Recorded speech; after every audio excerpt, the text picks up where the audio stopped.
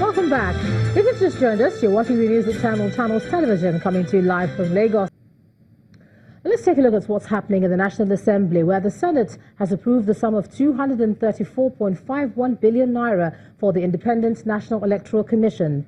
The amount approved is less than the 242.45 billion requested by President Buhari in his letter, which was read on the floor of the Senate on Wednesday. It shows a reduction of 7.9 billion naira.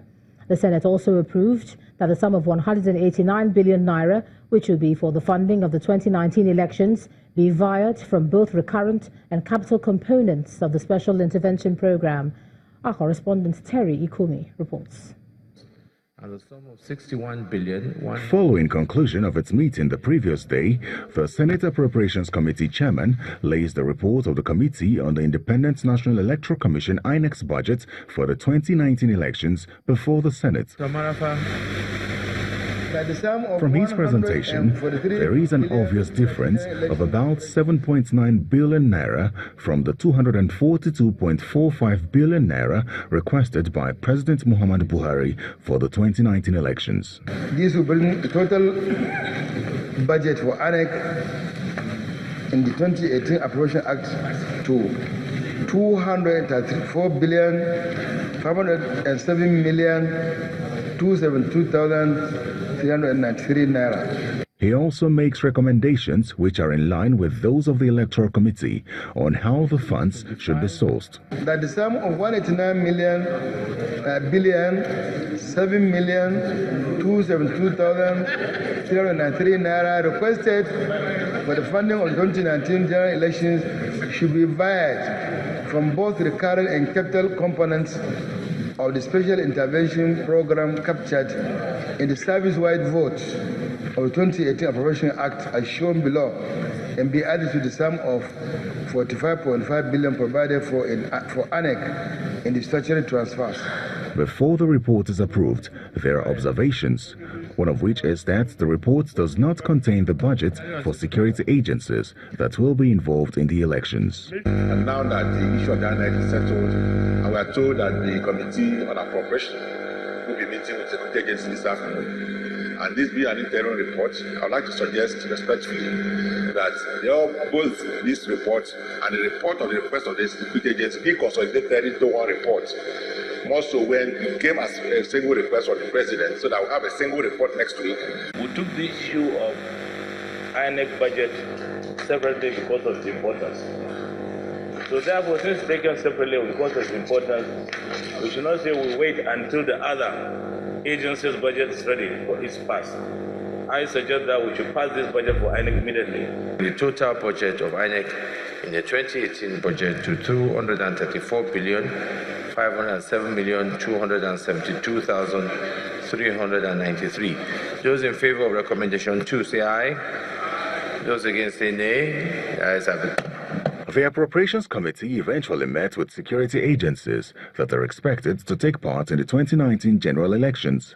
The committee is expected to present its reports next week. Terry Ikumi, Channels Television News. Some Nigerian women are taking advantage of the Day of the Girl Child to clamour for better opportunities for women in the Nigerian political space. Today, the women under the No Woman, No Vote campaign, led by our former presidential advisor, Senator Itagiwa, believe women are shortchanged by most of the political parties and they're clamouring for better opportunities. The women say they want a woman Senate President, Speaker or Governor in some states, and they have asked their counterparts not to vote for parties that do not give credence to greater women participation ahead of the elections. Can those who have won election now, their primary election, take Nigerian women as their deputy governors? Can we have more Nigerian women emerging as, parliamentary candidates? And women, what we are saying is that the meaning of no woman, no vote is that we will vote more in areas, we will encourage women to vote more for the men who carry the women along. So anywhere you go to, no matter what party, if a governor picks a woman as deputy governor, we will encourage women to vote for such a governor, not minding what political party. If there's anywhere where a female emerges as a senatorial candidate or House of Rep candidate or a House of Assembly candidate, no matter what party, we want more women in the political space of Nigeria. I will encourage you, no matter what party, I will encourage women to vote for such females.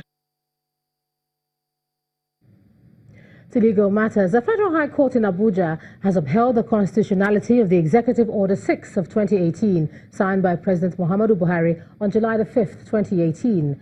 The order allows for the interim seizure of assets linked to investigation, ongoing criminal trials, and other related offences.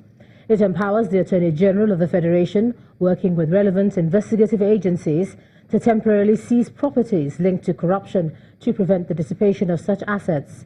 Justice Ijeoma Ojukwu, who delivered the judgment, held that it was within the powers of the President to issue such executive orders as long as they do not offend the doctrine of separation of powers. Justice Ojukwu also said that the powers given to the AGF under the Executive Order 6 must be exercised in accordance with the provisions of the Constitution. She explained that the AGF must at all times obtain a court order before seizing any asset, and such application for the court's permission could be made ex parte. Let's cross over to Abuja now. Here's Ibrahim Adra. Hey, Ibrahim. Many thanks indeed, Ijeoma. Now, the House of Representatives has asked the executive to ensure that security forces investigating the disappearance of retired Major General Idris Alkali respect the rule of law and human rights of citizens.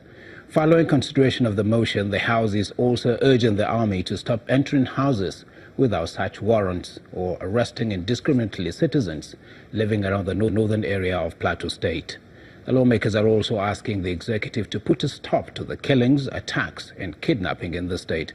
Our correspondent Lanre Lasisi has that story. It's the last plenary session of the week. The House leader starts by giving an update on the arrest and detention of Representative Abubakar Lado by officials of the Federal Special Anti-Robbery Squad. The House had on Wednesday threatened to summon the Inspector General of Police if the lawmaker was not released. I am pleased to report to the House that our resolution did yield fruit and that Honorable Lado has been was immediately released by the police. He's here with us on the floor. The issue of impunity by the police has come to a point where such must be arrested. I have spoken to Honorable Lado, and I will encourage him to go further in this matter, to send a message by instituting a civil action. The House then considers a motion of urgent national importance on the disappearance of a retired general in Plateau State. The sponsors of the motion draw attention to the violent attacks taking place in the state and the investigation into the disappearance of the general. Worried about the reports of the mass arrest of residents of Do area extending up to Rayfield, the breaking into houses of citizens without search warrant, stoppage and mishandling of motorists on the road by the Army. The matter leads to a debate. I equally want to align myself in the call for compliance to due process of law in the investigation, which ordinarily ought to be handled by the police in consonance with Section 217(2) of the Constitution of the Federal Republic of Nigeria, 1999. For anybody now to come and say security agencies like the Army, which is an agency of the state, should not be involved in the investigation, I don't know how. Those in favor of the motion as amended say aye. Those against it say nay. The ayes have it. The House wants security forces investigating the disappearance of the retired Major General to do so professionally, with respect for the rule of law and human rights of citizens. The federal government is also being urged to put a stop to the killings, attacks and kidnapping in the state. Lanre Lasisi, Channels Television News. Elsewhere, 21 families of serving and retired police officers living at the railway premises at Pt.2 are questioning the rationale behind their eviction from their blocks. The victims, during a protest, said they were forced out without due compensation and adequate arrangement by the Railway Police Authority and the railway management.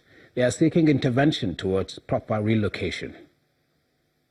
This eyewitness video shows some occupants of Block A, Woodward Barracks, railway station at Pt.2, protesting an alleged irregularity in an eviction notice passed on them. When Channels television crew visited, it was gloomy looks and confusion all over as they watch part of their blocks get torn apart.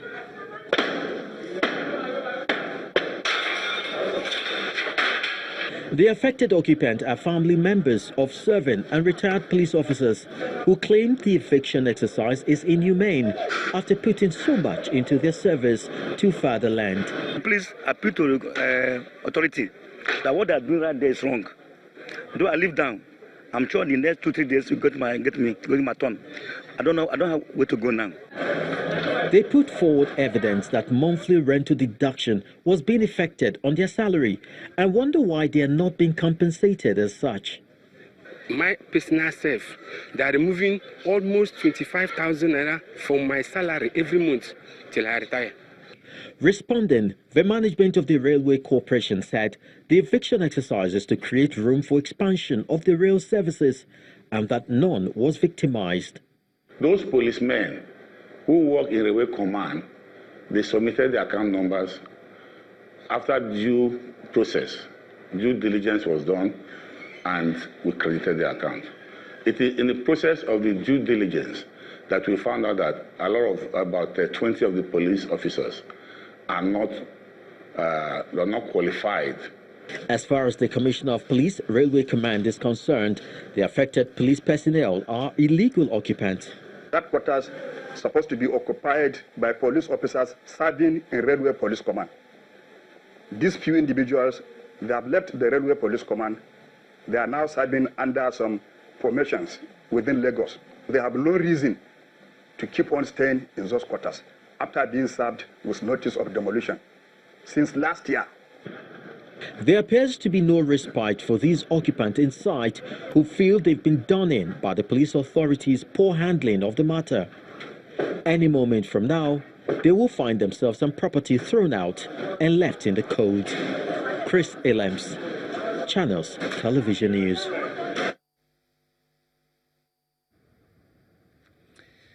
Still to come on the news at 10, Nigerian entrepreneurs urged to build businesses that will stand the test of time and endure through generations. That's journalism.